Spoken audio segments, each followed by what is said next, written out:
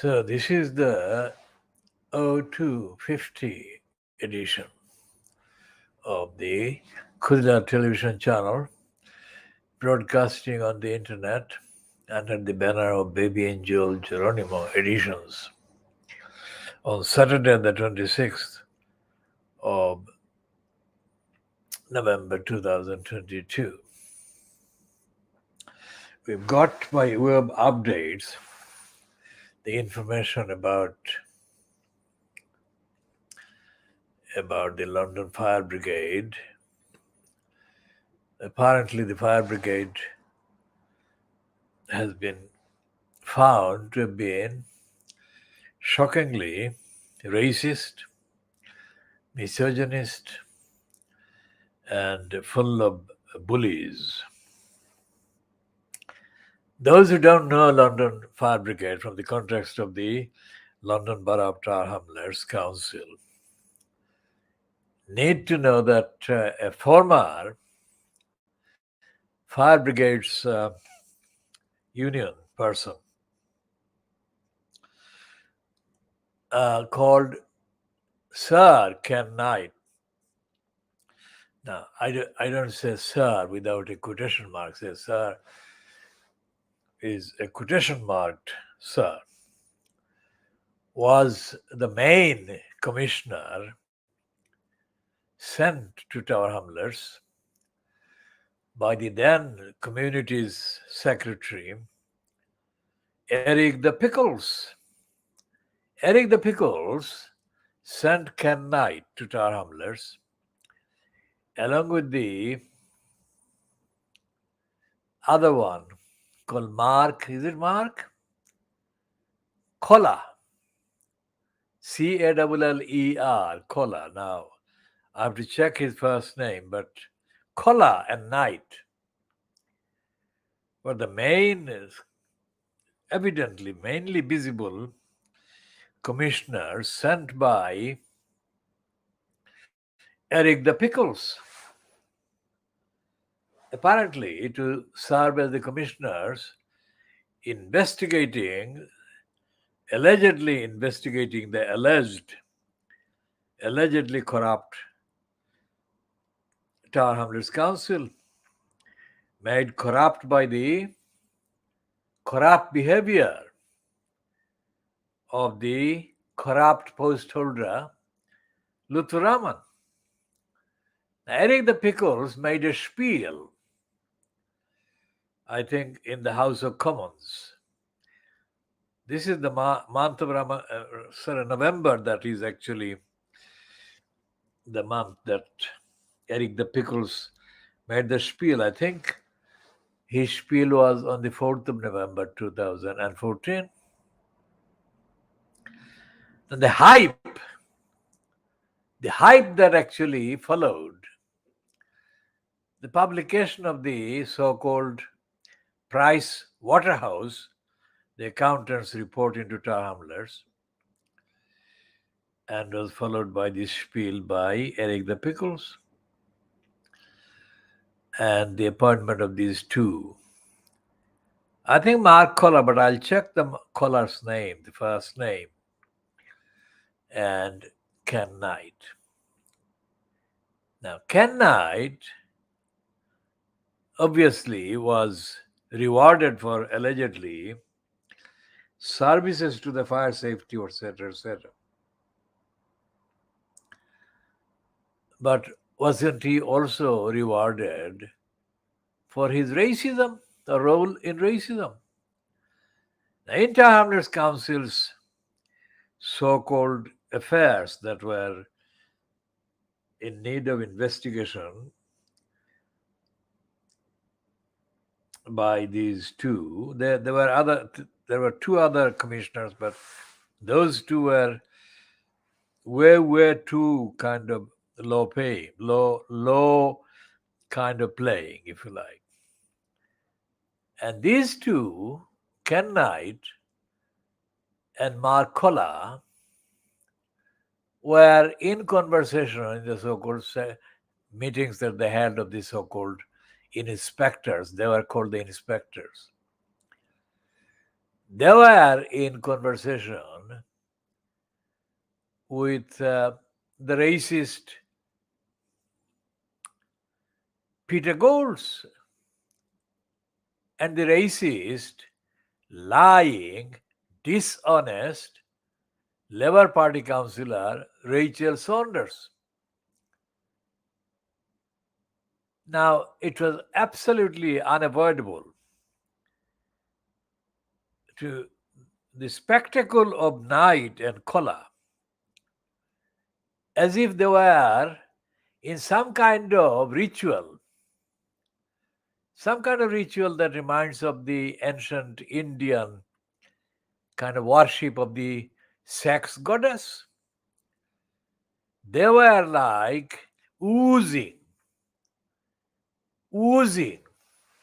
whatever they were doing, oozing at the feet of the sex goddess, Rachel Saunders. Even when I was sitting inches behind Saunders and Golds, I couldn't hear and I couldn't understand a thing that either of them was saying. But that was not what was happening. It was a ritualistic sex kind of worship, like a kind of Kama Sutra being staged. Now, this report by the so-called commission, chaired by this opportunist Nazir Afzal, I'll come to Nazir Afzal's opportunistic, careeristic, post-retirement career after I've dealt with this Kama Sutra version enacted in the Mulberry Place. Now, my communications with these two criminals, Mark Kolla and Ken Knight, consisted of many questions that I had about the crimes committed by Luthuraman and his corrupt regime. The crimes that neither the Price Waterhouse report covered, nor were even touched on by Eric the really fragmenting Pickles.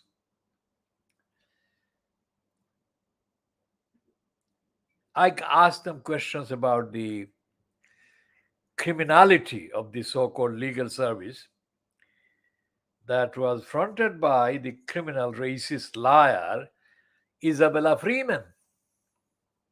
Now, Isabella Freeman herself had left Slough Borough Council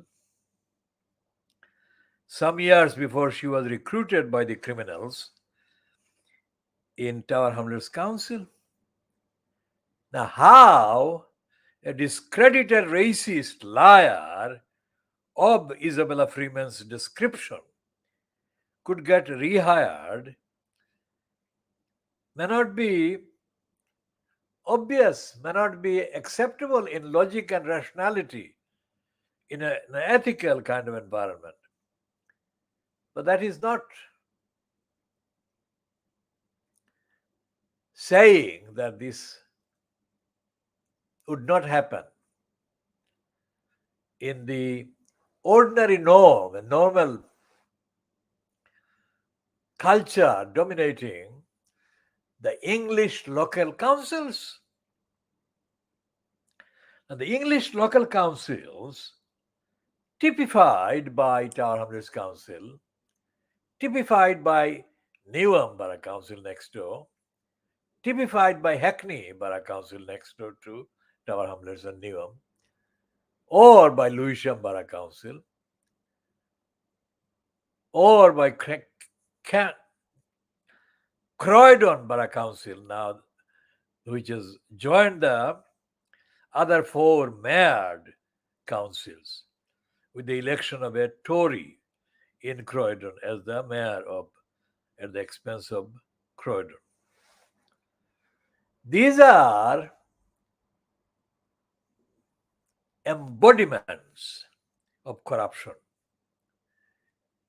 And these are the embodiments of corruption, both of their own areas, territories, and also typical and typifying the corruption that dominates the entire English local councils. And there is no evidence of any awareness of the corruption that exists in all these councils and more. And when Eric, the liability Pickles, was in post, his biggest moment came on the, I think, the 4th of November, or was based on his spiel dated the 4th of November 2014, when he delivered a very stupid, ignorant, and racist, kind of patronizing spiel against Lutheraman. But as I told Lutheraman on the 29th of October 2010, 4 years before that he, Lutheraman, was going to be used as the pretext to discredit the idea of the Bangladeshi community in the UK. Now, when I say Bangladeshi community, I most certainly do not mean Bangladesh-based nationalist or similar kind of community. I mean, people who are of Bangladeshi origin. Most of the people in the UK of Bangladeshi origin are not Bangladeshi nationals. Most of them have discarded the Bangladeshi national identity and have kind of rushed to become British nationals by registration. So this distinction must be very, very clearly recognized and understood. And the other reason why I don't want to have anything to do with these analysis connecting what is happening in the community to the community, Bangladeshi origin community, and the events in Bangladesh politically, is because my absolute conviction that in Bangladesh all the political parties are corrupt beyond condemnation, corrupt and criminal beyond condemnation. One of the reasons why I left Bangladesh was because of the corruption. One of the reasons, because there is no recourse to due process. There was no recognition of due process. And there was no recognition of the universal values: transparency, equality, fairness, accountability, regardless of any sort of party or party lines. Universality is derided in Bangladesh, and the media is contemptibly corrupt, which is why, as I said before, I'm the only one on the face of the earth who has been a journalist writing for nationally distributed national newspapers titles without absolutely receiving a single penny in remuneration or in pay or salary. The reason being that if I took any money, I'd have to be writing and publishing lies, which I absolutely was never going to do. I never joined any political party, nor did I become a sympathizer to any of the parties. With every single party outfit, I mean, many of them wanted me in their ranks, but I absolutely condemned them. I shunned them, and I told them to their faces that they were all corrupt and criminals. But the Bangladeshi community here is based on the description of the Bangladeshi origin people demography, mainly based in London, but in other big cities as well. And I am the one who has been creating the identity of the Bangladeshis in the UK and abbreviating to UK Bangladeshis. And there is another distinction, which is the distinction between the Bangladeshi identity and the Bengali identity. Whereas the majority of the ignorants and idiots are prone to refer to the Bangladeshis, UK Bangladeshis, as Bengalis. That is absolute lie and falsehood. The overwhelming majority of the Bangladeshis in the UK are Bangladeshis. Why? Because the Bangladeshis are from Silot, which is not Bengali. It is Siloti and some other parts. There are some Bengalis, but they're not majority. And so therefore it's the Bangladeshi community, not Bengali community. The other problem is that if you call these Bangladeshis Bengalis, then you don't leave any room for distinguishing the Bangladeshis from the Bengalis of Calcutta, which, as Fenar Brockway idiotically showed when he was wrongly chosen as the chief guest at the opening of the Nazrul Center, Kobi Nazrul Center in the Hanbury Street in the 1980s. Fenar Brockway totally ignorantly, typically ignorantly, spoke a few words of Urdu or Hindi. And he thought that he was speaking in Bengali. So layers and layers and layers of idiocy and confusion. And all the British Empire linked Bengali archives confuse the identity of the Bangladeshis and identity of the Silotis as being derived from the entity based in Calcutta. Nothing could be further from the truth. But that's what happens. And in the case of the Google Translate, whoever has configured this idiotic Bengali kind of version, is based on Calcutta based linguistic kind of origins and sources, which creates the Google Translate Bengali text as an absolutely horrendous kind of version of linguistic mayhem. So going back to Eric the Pickles and his idiocy, as delivered on the 4th of November 2014, let's check what the moron said.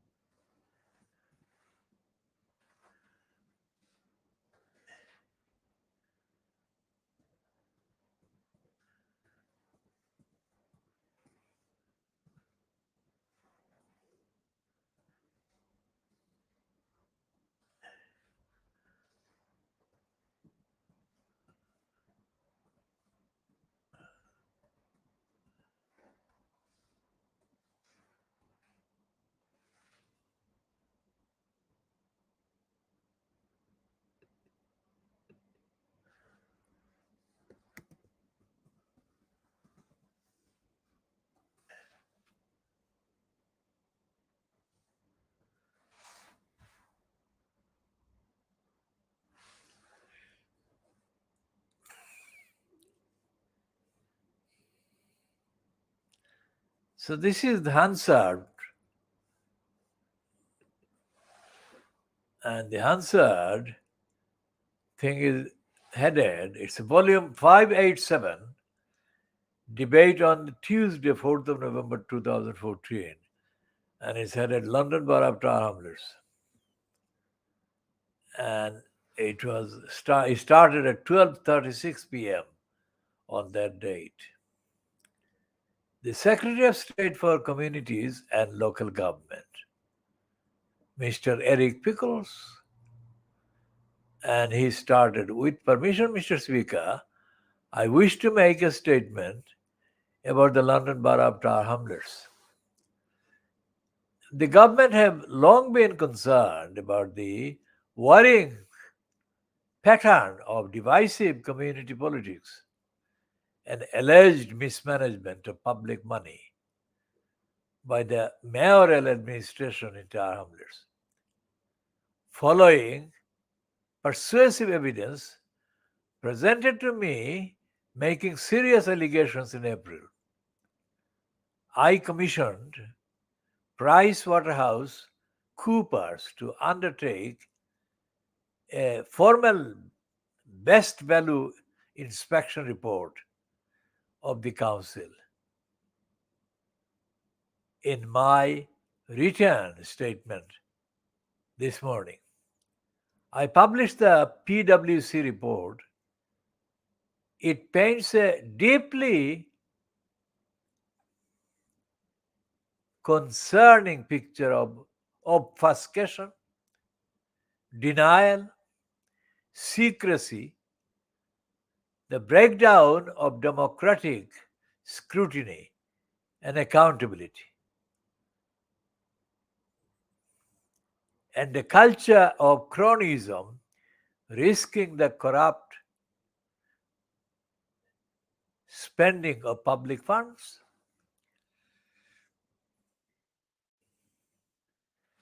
Let me outline some of the conclusions. PwC found that the mayoral administration's grants program handed out taxpayers' money with no apparent rationale for the grant awards. There were no objectives, and there was no fair or transparent approach to grants, which the council's so-called corporate grants program board was supposed to ensure. There was no proper monitoring. Grants were systematically made without transparency. Officer evaluation was overruled. Officer evaluation was overruled. Now, that expression, officer evaluation, is referring to Tar Hamlets Council's holders of senior posts having the evaluation of the projects that were being given grants in the name of the council. Officer evaluation was overruled. Across mainstream grants, 81% of all officer recommendations were rejected. More than £400,000 was given to bodies that failed the minimum criteria to be awarded anything at all. Now, this is the report that, well, this is the Hansard record of Eric the Pickles' speech. Before I read verbatim the whole thing, I don't intend to do the whole thing because it's available online. So I will make a comparison between the abuse of the grant money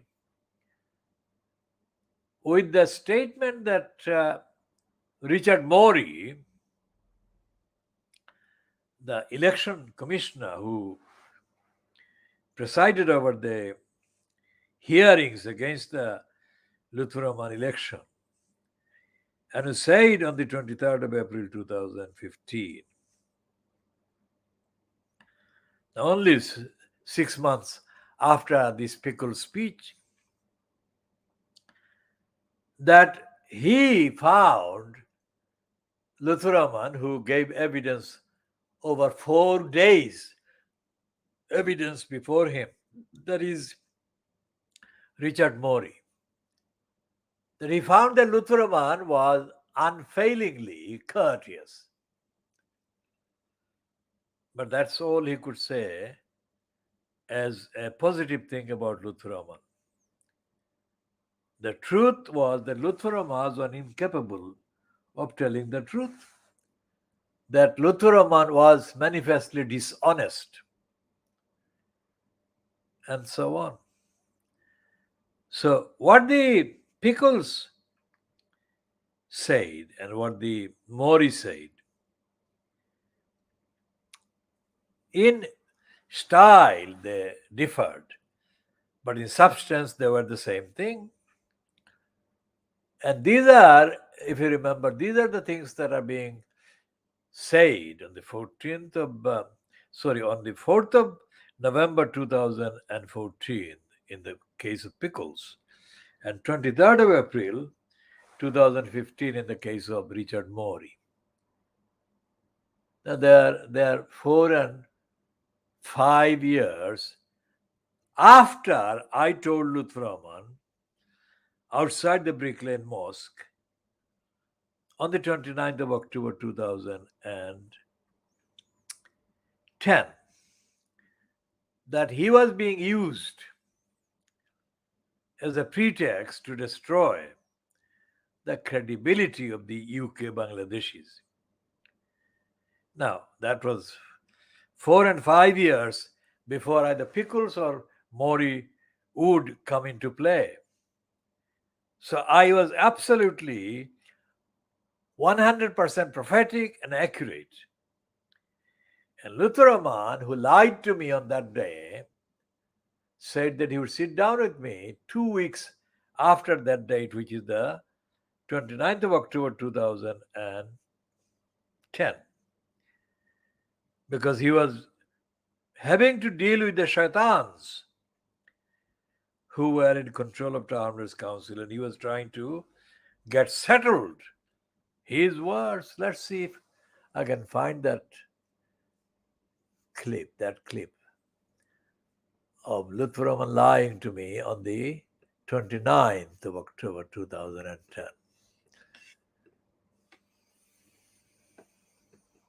We have been broadcasting for just under half an hour now, 27 minutes, and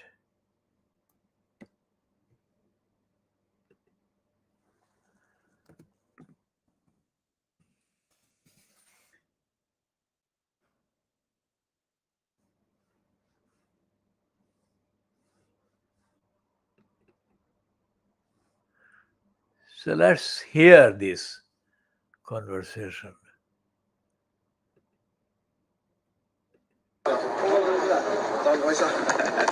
তুমি খোদা রাখো না কিতা লাগে আচ্ছা কিতা অবস্থা গেল সু ফোকাস না লিসেন টু দুই সপ্তাহ না না হনো আমার কথা আমরা আমরা আমরা কিতা কিতা করছি তুমি জানো নি সেটা লই যাই দুই সপ্তাহ দোকা সেটা লই যাই সেটা লই যাই না না না তুমি সেটা লই যাই আপনি তো বিচ্ছে থেকে তুই তো পয়সা জাননা না না আমারে না কইলে তুমি জানো আমরা কিতা করি আপনারা দেখরা আমি জানি আমরা 200 দোকা সেটা লই যাই আপনারা দেখো আমি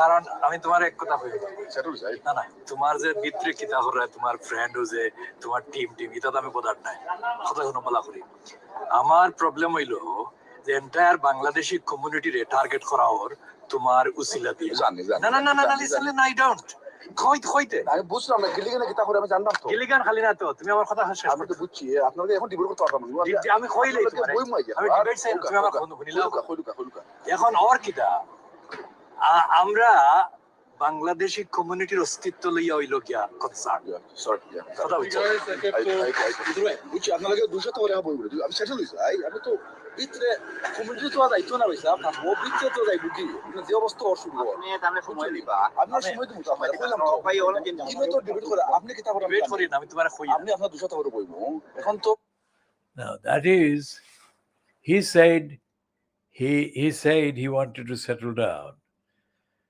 8 times he said that. And he said at least 5 times that he would sit down with me 2 weeks after that. And the short statement by Tawsir Mahmud, that is the other person who was speaking, said that Lutfur Rahman should sit down with Haque Bhai, that is brother Haque. Now that was happening on the 29th of October 2010. Sorry, 2010. That was 4 years before Eric Pickles and just under 5 years before Richard Morey. And Lutfur Rahman, being used as the pretext to discredit the Bangladeshi community, was absolutely accurately predicted by me in that particular advice to him. And that advice became absolutely prophetically vindicated by the events that took place 4 and 5 years after I predicted them. So Lutfur Rahman lied to me on the 29th of October 2010. And Eric Pickles called him a liar 4 years later. And Richard Morey called him a liar 5 years later, let's say just under 5 years later. So this is the speech that Eric the Pickles gave in the House of Commons in November. In November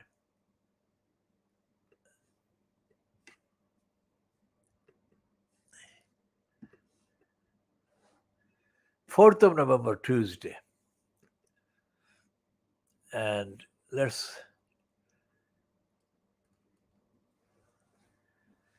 everything in that introductory speech that Pickles made about Lutfur Rahman's administration being corrupt, effectively corrupt and dishonest, as irregular, was based on the evidence that Pickles was not only telling the truth, but Pickles, in his speech on the 4th of November 2014, was being very, very, very measured. Because Lutfur Rahman was way, way, way too corrupt and too dishonest. And even Richard Morey, on the 23rd of April 2015, in his ruling against Lutfur Rahman, was also being measured. Because he said that he regretted to say that Lutfur Rahman was not a trustable person, a trustworthy person, and he was not a credible witness. Very serious indeed. So, given all this evidence, what was Ken Knight and Mark Koller, what were they doing when they were given the power to sit as inspectors and look at the behavior of the council, finance, grant administration, etc.?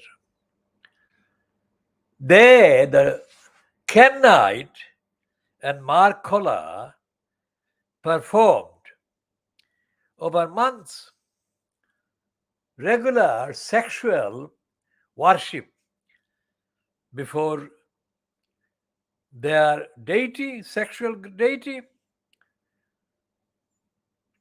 Rachel Saunders, who was experiencing exhaling and inhaling extreme orgasmic experience.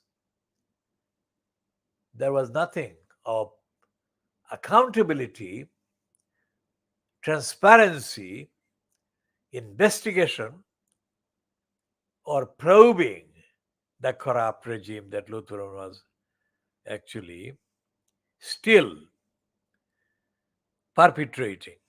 I assert that despite the fact that these so-called commissioners were in place, whatever the period, they were not questioning what Lutfur Rahman had done. And I, strictly evidential purposes, I suffered several days being given to examining and witnessing and observing the corruption, the pornographic displays by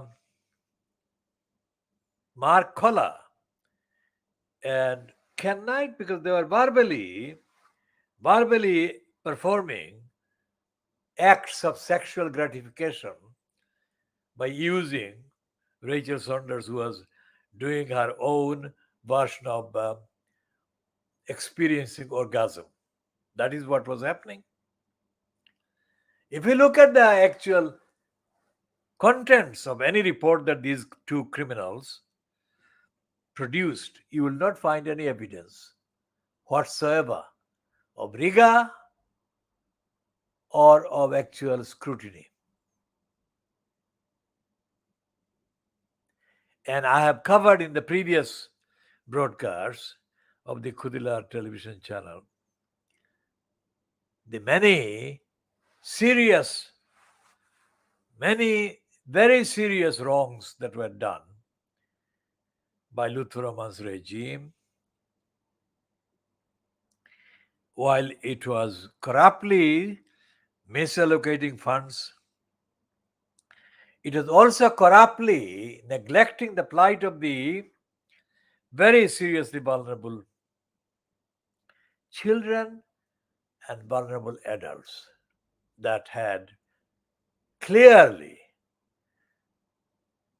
adult safeguarding duties and child safeguarding duties to children. So Lutfur Rahman lied to me on the 29th of October 2010 when he promised at least 8 times that he was urging me to let him settle down. That was very much in the style that Richard Morey identified in Lutfur Rahman's behavior. He said during 4 days of giving evidence, Lutfur Rahman came across unfailingly courteous. But that was the maximum positive thing that Morey could say about Lutfur Rahman. Because he said, he regretted having to say it, but he did say that he found Lutfur Rahman not a credible witness, that he was not honest, that he was dishonest, which is exactly what Lutfur Rahman was being 5 years before that day when he was making the promises to me on the 29th of October 2010. Because the first thing I said to him, those who understand the Siloti language, was accuse him of not keeping his word, which is what I said in Siloti. Why don't you keep your word?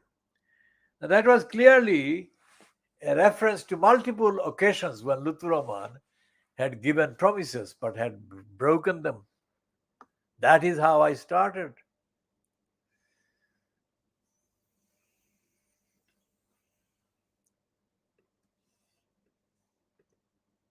So this is 39 minutes of the broadcast, and we'll actually bring an end to this particular edition. We've got lots and lots of things to say about Lutfur Rahman. The only thing I'll say is the next edition, we'll be talking more about the evidence given in writing to the Immigration Special Tribunal appeal that Shamima Begum's mother has given. And a piece in the Times reports about her saying that she would always stand by her daughter. We shall cover all of those in due course. This is 40 minutes of this edition, bringing an end to this edition at 3:26 GMT on Saturday, 26th of November 2022.